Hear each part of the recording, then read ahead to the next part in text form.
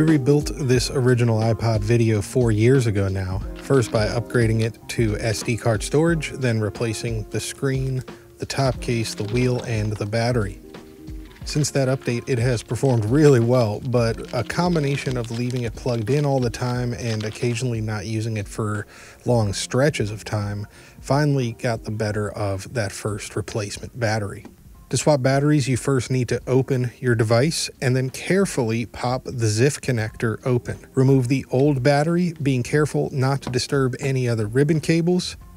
The first one we used was an Instant 900 milliamp hour battery that was slim enough to fit in this model and worked great, until it didn't. This time we've got a Maximal power 600 milliamp hour version. The difference in capacity with this battery being smaller shouldn't be a huge deal, since taking out the spinning hard drive means these iPods get much better battery life.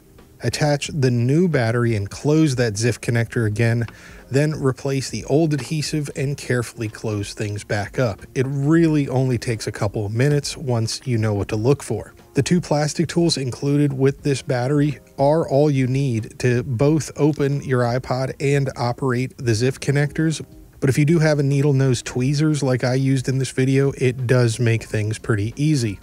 Just go careful either way and don't force anything. You can look for specific instructions to open your specific device online. They are slightly different depending on the age and model of your iPod. You should be all set though once you get this done for a few years at least, depending on how well you treat your batteries, of course.